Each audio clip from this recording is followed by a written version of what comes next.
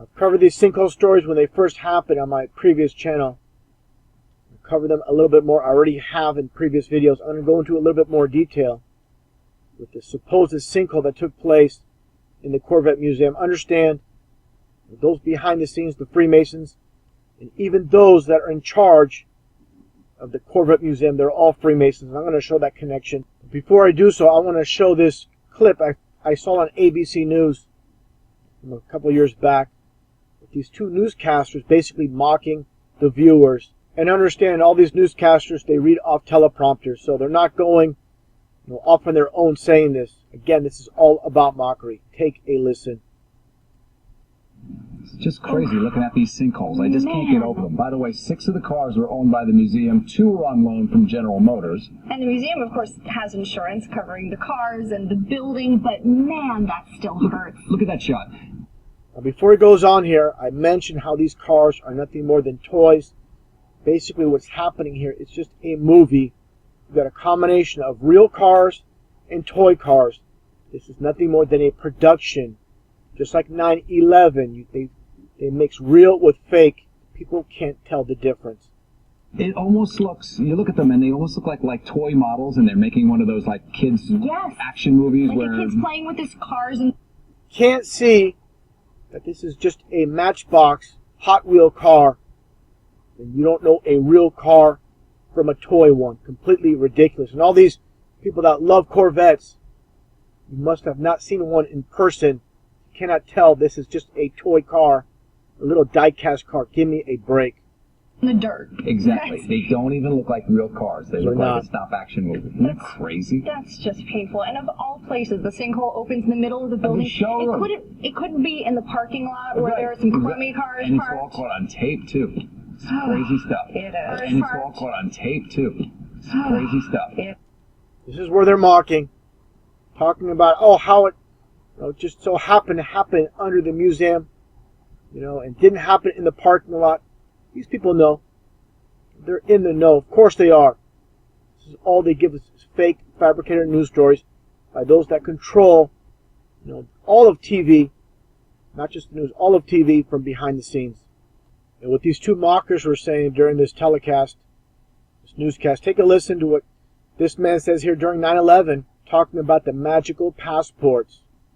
Again, history repeats itself. Nothing but mockery.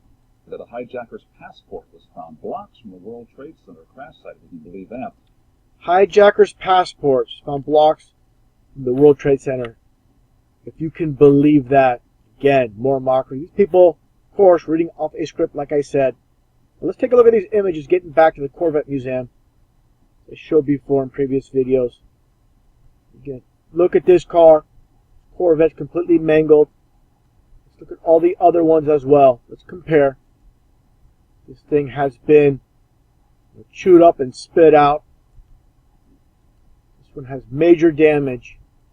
Like I said in my previous videos, these are more than likely cars that were damaged previously and used as part of this psyop, this hoax, which is nothing more than a ritual. Now let's take a look at this image here. This is complete Photoshop. Just take a look at the car itself. It looks like it's hovering onto nothing. Complete Photoshop. Anybody that knows anything about Photoshop can see this is fakery. Just take a look at all this dirt here. It looks like it's just basically pasted in. Nothing about this is real. You can convince yourself of that, and that's fine, but it's not. Now again, talking about all the damaged cars here, completely mangled. Then you look at the Blue Devil during recovery. You're going to get this, and you're going to believe this is legit. Besides a tiny bit of dirt under this one wheel, this car is pristine, just like it rolled out of the factory. Taking a look at more images here. Give me a break. Complete joke. All those other cars could be mangled. This Blue Devil, and that's what I want to get into in a little bit here. The Blue Devil was raised out of the pit. It's all symbolic. This was a Freemason ritual that took place. Freemasons, for those that don't know, it's basically Satanism in disguise. This is really telling. And all these employees, they're all in on it. Of course, all indoors, not for the public to see when this was all taking place. And I do understand that the public was allowed to go in and see this. But of course, after the fact, they can dig a pit. So again, they mix fake with real, and people can't tell the difference. Just another image of the Blue Devil right after it was raised out of the pit, supposedly here. Let's take a look.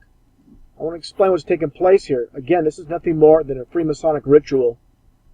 Freemasonry is nothing more than Satanism in disguise. That's what took place here with the symbolic, again, the Blue Devil being raised out of the pit, which represents the pit of hell. These are psychopaths behind the scenes.